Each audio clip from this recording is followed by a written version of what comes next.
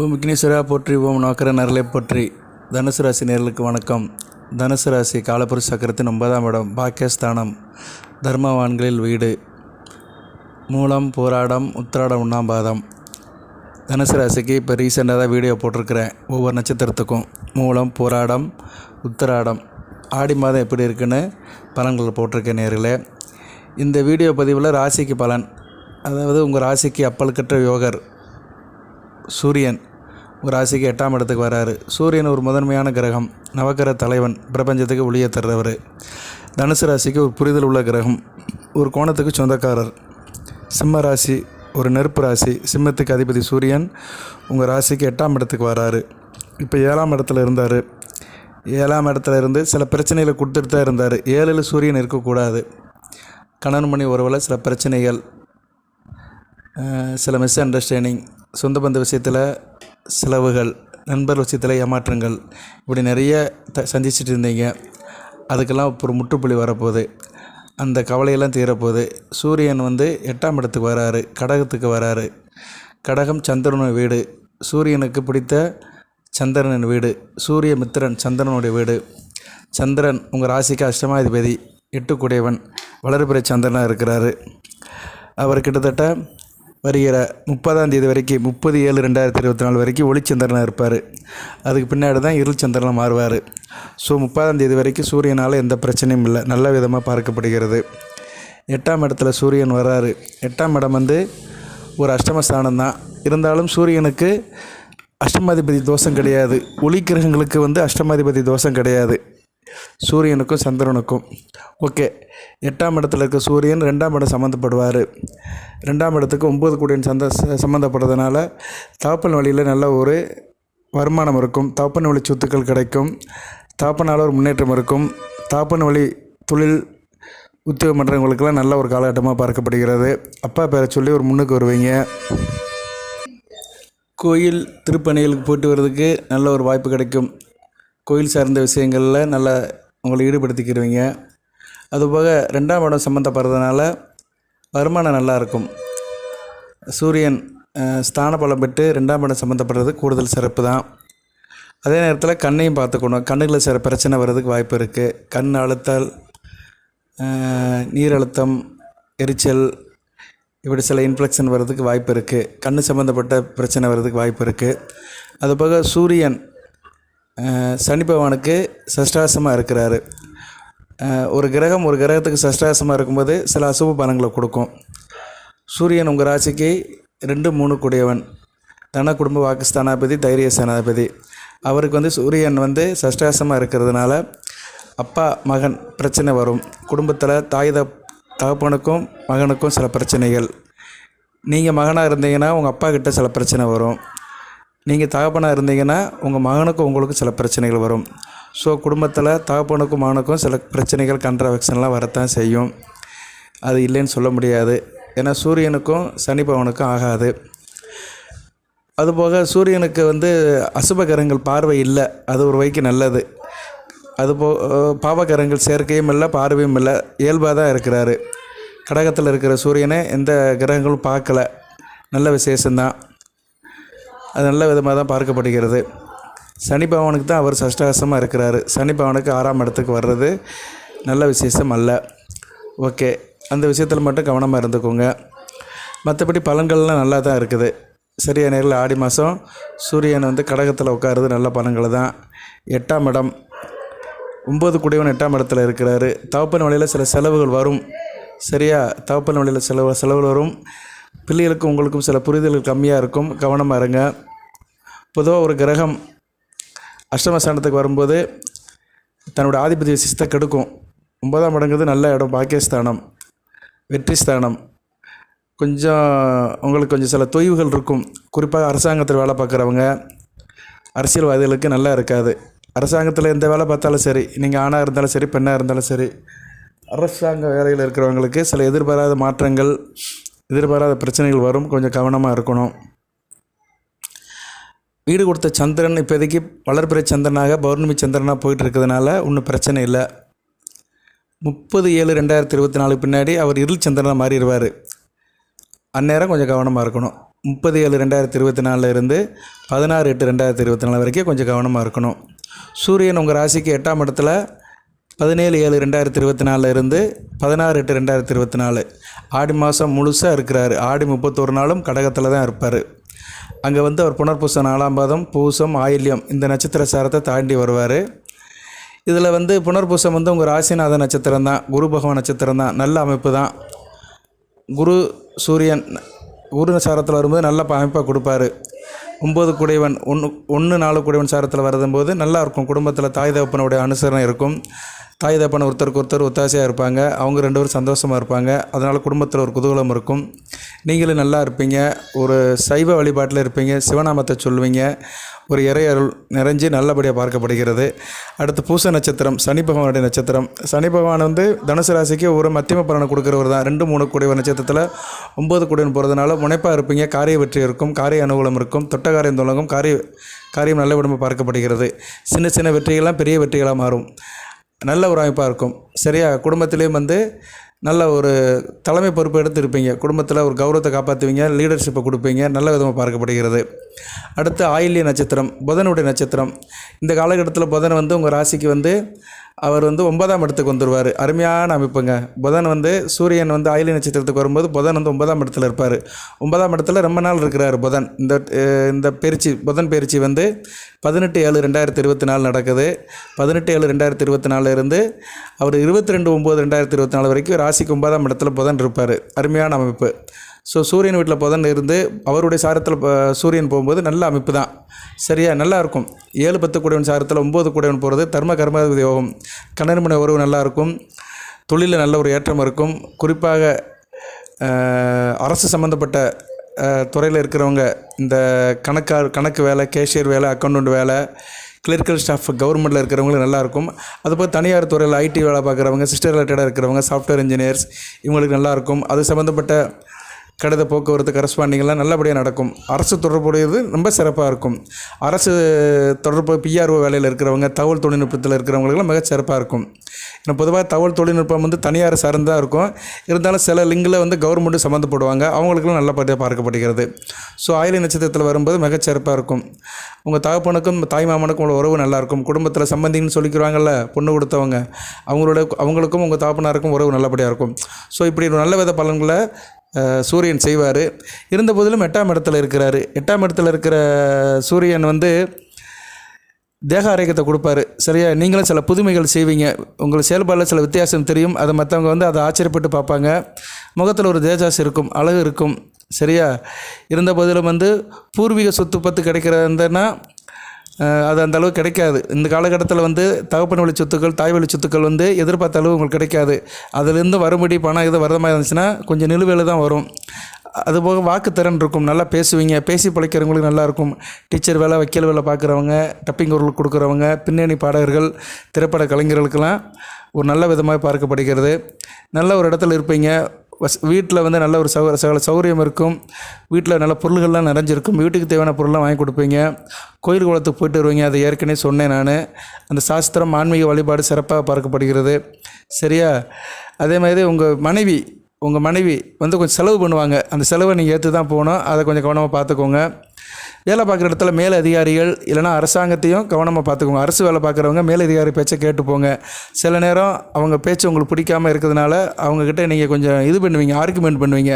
அதனால் ஆர்குமெண்ட்லாம் குறைச்சிக்கோங்க. மேலதிகாரிக்கிட்ட அனுசரித்து போங்க. உடம்பில் சில நேரம் சில உஷ்ண சம்மந்தப்பட்ட மயக்கம் வர்றதுக்கு வாய்ப்பு இருக்குது. கண் எரிச்சல் வரும். அதனால் தலை சம்மந்தப்பட்ட கம்ப்ளைண்ட் இது வந்தாலும் உடனே மருத்துவரை பாருங்கள்.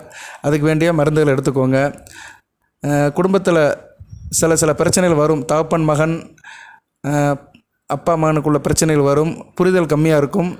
அந்நேரம் வந்து ஒருத்தருக்கு ஒருத்தர் விட்டு கொடுத்து போயிட்டீங்கன்னா எந்த பிரச்சனையும் இருக்காது. நல்ல ஒரு பெர்ஃபார்ம் பண்ணுவீங்க. உத்தியோகத்தில் இருக்கிறவங்களாம் நல்லா பெர்ஃபார்ம் பண்ணுவீங்க. ஒரு தன்னம்பிக்கை வைராகத்தோடு இருப்பீங்க. அதெல்லாம் கொடுப்பாரு. அதுபோக மற்றவங்க தப்பை கண்டுபிடிக்கிறதுக்கு முயற்சி பண்ணாதீங்க, அது நல்ல விசேஷம் அல்ல. இந்த 8ஆம் இடத்துல இருக்க சூரியன் அதெல்லாம் செய்வார். ஏன்னா அவர் ஒரு ஆளுமை உள்ள கிரகம், ஆளுமை தன்னம்பிக்கை அதிகாரம் உள்ள கிரகம். அவர் 8ஆம் இடத்துல சற்று மறைகிறதுனால பிறர் குற்றங்களை நீங்கள் கண்டுபிடிப்பீங்க. மற்றவங்க என்ன தவறு செய்கிறாங்க, மறைக்கிறாங்க, அதை வெளிச்சத்தை கொண்டு வரணும், வெளியுலகத்தை கொண்டு வரணும்னு நீங்கள் ஒரு பிரயாசப்பட்டு இருப்பீங்க. அதெல்லாம் கொஞ்சம் தவிர்த்துட்டிங்கன்னா உங்களுக்கு இந்த ஆடி மாதம் மிகச்சிறப்பாக இருக்கும். ஆடி மாதம் மொத்தம் 3 கிரகங்கள் பயிற்சி ஆகுது. சூரியன் 17ஆம் தேதி பயிற்சியாகிறார், 17/7/2024. புதன் 18/7/2024. அதுக்கடுத்து சுக்கிரன் 30/7/2024. அதுக்கடுத்து செவ்வாய் ஆகஸ்ட் மாதம் பயிற்சியாகிறார் 21/8/2024. ஆனால் அதுவும் ஆடி மாதம் கடைசியில் வந்துடும். ஓகே, பட்டர் மேமி இந்த 4 கிரகங்கள் பயிற்சி ஆகுது. இதில் சூரியனும் செவ்வாயும் தனுசு ராசிக்கு ரொம்ப வேண்டிய கிரகம். செவ்வாய் இப்போதைக்கு நல்ல நிலைமையில் தான் இருக்கிறாரு. ராசிக்கு 6ஆம் இடத்துல குருமங்கள யோகத்தில் மிகச்சிறப்பாக இருக்கிறாரு, ஒன்றும் பிரச்சனை இல்லை. மற்றபடி சுக்கிரன் உங்கள் ராசிக்கு 6-11 குடைவன். அவர் இப்போ கடகத்தில் தான் இருக்கிறாரு. அவர் கூட சூரியன் இணையிறாரு. இது ஒரு வகைக்கு நல்லதான். 37 வரைக்கும் உங்களுக்கு எந்த பிரச்சனையும் இல்லை. அதைத்தான் நான் சொன்னேன், ஒரு டேட்டா லைன் சொன்னேன். 37 வரைக்கும் நல்லாயிருக்கும். ஏன்னா 37 வரைக்கும் சூரியன் சுபத்துவம் இருப்பார். சுக்கிரன் கூட சேர்ந்து தன்னுடைய இயல்பு நிலையில் கெடு இயல்பு நிலைகளை இழந்து ஒரு சுபத்துவமாக இருப்பார். இந்த காலகட்டம் சுக்கிரன் கூட சேர்ந்து நல்ல நிலைமையில் இருக்கனால உங்களுக்கு அரசு தொடர்பு வேலைகள்லாம் கிடைக்கும். அரசு தொடர்பான வெளியூர் வெளிமாநில வேலைகள் கிடைக்கும். சில பேருக்கு டிரான்ஸ்ஃபர் கிடைக்கும். சரியா, இருக்கிற இடத்த விட்டு தூரமாக கூட போகலாம், டெபுடேஷன் போகலாம் அரசு வேலையில் இருக்கிறவங்க. அதுபோல் அரசாங்க வேலையில் தேடிட்டு இருக்கிறவங்களுக்கு நல்ல விதமாக பார்க்கப்படுகிறது. எலக்ட்ரிக்கல் எலக்ட்ரானிக்ஸ் படித்தவங்களுக்கும் வெளிநாடு வெளிமாநில தொடர்பு இருக்கும். வயரிங் கான்ட்ராக்டரு, ப்ளம்பிங் கான்ட்ராக்டு, இந்த கான்ட்ராக்ட் வேலை செய்கிறவங்க, மர வேலை பார்க்குறவங்களுக்கெல்லாம் நல்ல ஒரு வேலைவாய்ப்பு கிடைக்கும். தொலைதூரப்பு வேலைவாய்ப்பு கிடைக்கும். வேலை விஷயமாக கொஞ்சம் அடுத்த இடத்துக்கு போகிற மாதிரி இருக்கும். கொஞ்சம் அலைச்சல் பிரயாணத்தோட வேலைகள் கிடைக்கும். பட் லாபமாக இருக்கும். 2ஆம் இடத்தை பார்க்குறாங்கல்ல, அதனால் லாபத்தை கண்டிப்பாக கொடுப்பாரு. 8ஆம் இடத்துல இருக்கிற சூரியன் வேலைவாய்ப்பு தொழில் முறையில் சில மாற்றங்களை கொண்டு பண்ணுவார். அதில் வளர்ச்சிகளை நீங்கள் கொண்டு வருவீங்க. தொழில் வேலைவாய்ப்பில் சில வளர்ச்சி இருக்கும். அதில் நல்லபடி இருந்தீங்கன்னா உங்களுக்கு அடுத்து வருகின்ற காலகட்டம் சிறப்பாக இருக்கும். ஒரு தொலைநோக்கு பார்வை கொடுப்பாரு. அது நல்ல விதமாக பார்க்கப்படுகிறது. அதுபோல் ஆராய்ச்சி பணியில் இருக்கிறவங்களுக்கு, கணித ஆராய்ச்சியாக இருந்தாலும் சரி, மற்ற ஆராய்ச்சியாக இருந்தாலும் சரி, வானசாஸ்திரமாக இருந்தாலும் சரி, ஏதோ ஆராய்ச்சி தொழிலில் இருக்கிறவங்களுக்கு நல்ல விதமாக பார்க்கப்படுகிறது. அமானுஷ்ய பாடங்கள் படிச்சுட்டு இருக்கிறவங்களுக்கு கூடுதல் சிறப்பாக இருக்கும். அதுபோல் ஒரு அமானுஷ்ய சக்தி இருக்கும். 8ஆம் இடத்துல சூரியன் உங்களுக்கு ஒரு சக்தியை கொடுப்பாரு. அந்த சக்தி உங்களுக்கு ஒரு பாசிட்டிவ் எனர்ஜியை கொடுக்கும். அது உங்களுக்கு பெரிய புகழையும் அந்தஸ்தையும் கொடுக்கும். அந்த அமைப்பை கண்டிப்பாக சூரியன் செய்வார். சுக்கிரன் கூட சேர்ந்து சுக்கிரன் கூட இருந்து சுபத்துவம் பெற்று அவர் ஒரு நீர் ராசியில் இருக்கிறாரு. கடகம் ஒரு நீர் ராசி. ஏற்கனவே சுக்கிரன் 30ஆம் தேதி வரைக்கும் இருக்கிறாரு. ஸோ ஒரு நீர் ராசியில் நீர் கிரகத்தோட ஒரு நெருப்பு கிரகம் சேரும்போது அது ஒரு இயல்புக்கு மாறும். அந்த இயல்பு தனுசு ராசிக்கு நல்ல விதமாக பார்க்கப்படுகிறது. அதுபோல் கடகத்தில் சூரியன் இருக்கிறது சபலம் அப்படிம்பாங்க. ஸோ அதனால் நீங்கள் கொஞ்சம் சபலப்படுவீங்க. எந்த ஒரு விஷயத்துலையும் சபலப்படுவீங்க, கொஞ்சம் ஆசைப்படுவீங்க. அந்த அபிலாஷையை குறைச்சிக்கோங்க. அர்த்தமுள்ள ஆசைகளாக இருந்துச்சுன்னா பிரச்சனை இல்லை. மற்றபடி நீங்கள் ஆசைகளை குறைச்சிக்கிறது நல்லது தான். ஆரோக்கியத்தை பார்த்துக்கோங்க, நான் ஏற்கனவே சொல்லிட்டேன். அதுபோல் சில நேரம் கிளர்ச்சியாகவும் இருக்கும். உணர்ச்சி வசப்பட்ட நிலையில் இருப்பீங்க. அந்த உணர்ச்சி வசப்பட்ட நிலைகள் உங்களுக்கும் உங்கள் மனைவிக்கும் ஒரு நெருக்கத்தை கொடுக்கும். அந்த நெருக்கம் ஒரு நல்ல ஒரு ஆழமான நட்புக்கு, ஒரு ஒற்றுமைக்கு வழிவகுக்கும். சரியா, ஒருத்தர் மேலே ஒருத்தர் கொஞ்சம் ஆசாபாசமாக இருப்பீங்க, எமோஷனலாக இருப்பீங்க. எமோஷனல் ஃபீலிங் உங்களுக்கு கூடுதலாகவே இருக்கும். அது கணவன் மனைவி உறவுலேயே வரும். ஏன்னா அது 8ஆம் இடத்துலேருந்து 2ஆம் இடம் சந்திப்பு இருக்கிறதுனால அந்த அமைப்பு வரும். அதுபோல் சுக்கிரன் ஒரு பெண் கிரகம் அங்கே இருக்கிறதுனால ஒரு ஆண் கிரகமும் ஒரு பெண் கிரகமும் ஒரு நீர் ராசியில் சங்கமிக்கிறது பெண்கள் மேலே உங்களுக்கு அபிரோதமான பாசம் இருக்கும். சரியா, அது குறிப்பாக கணவன் மேலே மனைவிக்கும், மனைவி மேலே கணவனுக்கும் வரும். அது ஒரு ஆழ்ந்த ஒரு உள்மனசு பேசுகிற ஒரு ஆழமான காதலாகவும் கூட இருக்கலாம். ஒரு உணர்ச்சி வசப்பட்டுறுதல், ஒருத்தருக்கு ஒருத்தர் புரிதல் அதிகமாகிறதல், அதனால் கொஞ்சம் நல்ல நிலைமையாக தான் பார்க்கப்படுகிறது, பாசிட்டிவாக தான் பார்க்கப்படுகிறது. ஏன்னா கடகம் ஒரு நல்ல இடம். கடகம் ஒரு சூரியனுக்கு பிடித்த ஸ்தான பலம் பெற்ற வீடு தான். அதனால் அந்த அளவுக்கு கெடுபலங்கள் இருக்காது. இருந்தபோதிலும் சுக்கிரன் தனுசு ராசிக்கு எதிரி, 6 குடைவன் தான். 6 குடைவன் இப்போ 8ஆம் இடத்துல இருக்கிறாரு. அதனால் வேலைக்கு போகிற பெண்கள் கொஞ்சம் கவனமாக இருக்கணும் இதில். அதுதான் சரியாக, வேலைக்கு போகிற பெண்கள் வேலை பார்க்குற இடத்துல இருக்கிற மற்ற ஆண்கள்கிட்ட கொஞ்சம் கவனமாக பார்த்துக்கணும். தேவையில்லாமல் அவங்ககிட்ட நீங்கள் உங்களுடைய உணர்ச்சிகளை வெளிக்காட்டிக்காதீங்க. உணர்ச்சிகளை வெளிக்காட்டிக்கிறதுனா என்ன, அவங்ககிட்ட வேகமாக பேசுகிறது, கோபமாக பேசுகிறது, இல்லைனா அவங்ககிட்ட உங்கள் சொந்த கதைகளை சொல்லி ஃபீல் பண்ணுறது, இது மாதிரி வேலையெல்லாம் வச்சுக்காமல் இருந்தீங்கன்னா உத்தியோகத்துக்கு போகிற பெண்களுக்கு நல்ல விதமாக பார்க்கப்படுகிறது. குறிப்பாக அரசு உத்தியோகத்துக்கு போகிற பெண்கள், நடுத்தர வயது பெண்கள் கொஞ்சம் கவனமாக இருக்கணும். சரியா, வேலைக்கு போகிற இடத்துல கொஞ்சம் கவனமாக இருக்கணும். உங்களுக்கு நீங்களே ஒரு கவசத்தை போட்டுக்கிட்டு இருந்தீங்கன்னா எந்த பிரச்சனையும் இல்லை.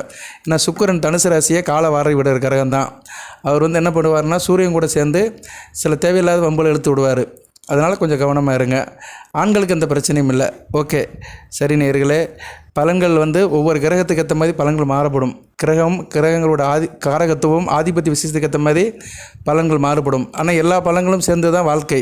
இப்போ தனுசு ராசிக்கு வந்து பலன்களை சொல்லணும்னா எல்லா கிரகங்களையும் ஸ்டடி பண்ணி தான் சொல்லணும். நான் இதுக்காக தான் போன வீடியோ போட்டேன், நட்சத்திரத்துக்கு போட்டிருந்தேன், பொது பலனாக போட்டிருந்தேன்.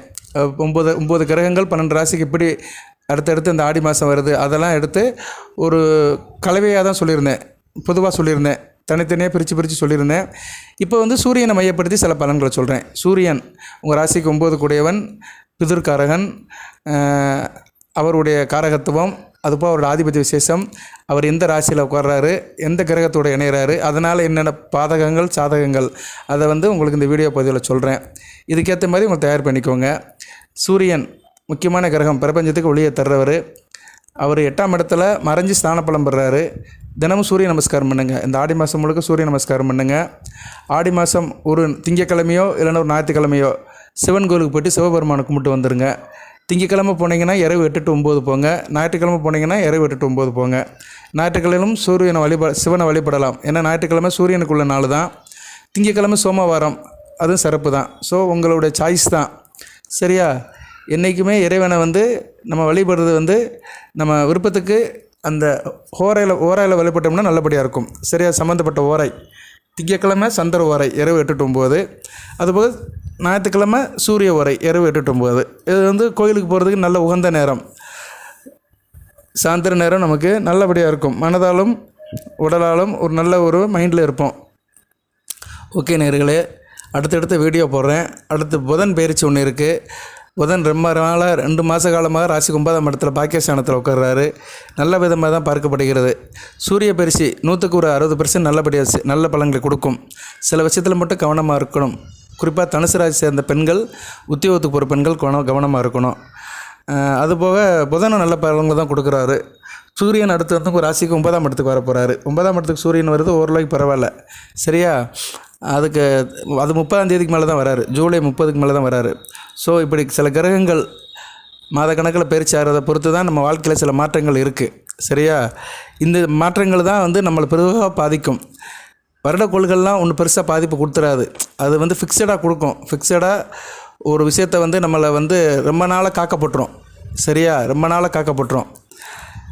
சிலவே இந்த சூரியன், செவ்வாய், புதன், சுக்கிரன், இந்த மாத கோள்கள் எல்லாமே அப்பப்போ பலன்களை மாற்றிக்கிட்டே இருக்கும். இதுதான் வாழ்க்கையில் ரொம்ப டாமினேட் பண்ணும். நிறைய பேருக்கு தெரிய மாட்டேங்கி. நிறைய பேர் வந்து இந்த சின்ன சின்ன கிரகங்களோட பயிற்சிகள், சின்ன கிரகங்கள்னு சொல்ல முடியாது, இந்த கிரகங்கள்லாம் பெரிய கிரகங்கள் தான். இப்போ சூரியன் வந்து இருக்கிறதுலே பெரிய கிரகம் அவர் தான். பிரபஞ்சத்துக்கு ஒளியை கொடுக்குறவர், நவக்கிரக தலைவனே சூரியன் தான். எல்லா கிரகங்களுக்கும் ஒளியை கொடுக்குறவர் இவர் தான். இவர்கிட்டருந்து ஒளியை வாங்கி தான் மற்ற கிரகங்கள் வந்து பூமி கொடுக்குது, தன்னுடைய இயல்பை சேர்த்து பூமி கொடுக்குது. ஸோ சூரியனை குறைச்சி சொல்ல முடியாது. அப்பேற்பட்ட சூரிய பயிற்சி மாதத்துக்கு ஒன்று நடக்கும். இந்த சூரிய பயிற்சியும் வாழ்க்கையில் ரொம்ப முக்கியமான ஒரு மாற்றங்களை கொடுக்கும்.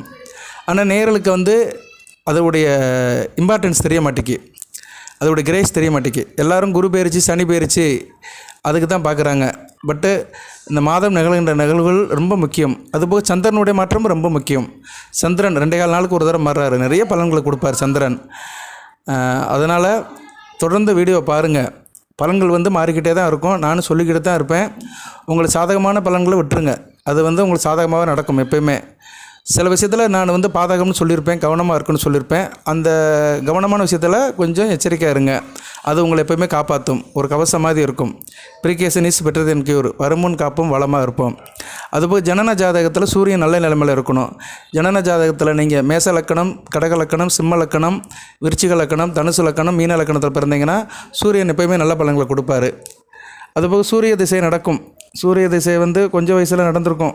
மூல நட்சத்திரம், போராட நட்சத்திரத்துக்கெல்லாம் சேர்ந்தவங்களுக்கெல்லாம் கொஞ்சம் வயசில் நடந்திருக்கும். இருந்த போதிலும் இப்போ சூரிய திசை பிரச்சனை இல்லை. இருந்தாலும் சூரியன் வந்து சில லக்கணத்தில் பிறந்தவங்களுக்கு எந்தெந்த வீட்டில் இருந்தால் இப்போ நல்ல பலன்களை கொடுப்பாருன்னு இந்த வீடியோ பதிவில் ஒரு சின்ன ஒரு குறிப்பு கொடுத்துட்டு வீடியோ நிறைய பண்ணுறேன். பொதுவாக நான் எப்போயுமே ஜனன ஜாதகத்தை கம்பேர் பண்ணி தான் சொல்லுவேன். இப்போ வந்து தனுசு ராசியில் வந்து எல்லாருமே வந்து அரசு வேலை கிடைக்குமா அப்படின்னு ஏக்கம் இருக்குது. அரசு வேலைக்கு சூரியன் தான் நல்லா இருக்கணும். 30 வயசுக்கு உட்பட்டவர்களுக்கு அரசு வேலை கிடைக்குமா? அரசு வேலைக்கு வந்து ரிசர்வேஷன் இருக்குது, 40 வயசுலையும் கிடைக்கலாம். பட் வந்து பொதுவாக 30 வயசுக்குள்ளே யாரும் வேலைக்கு போயிடுவாங்க மேக்ஸிமம்.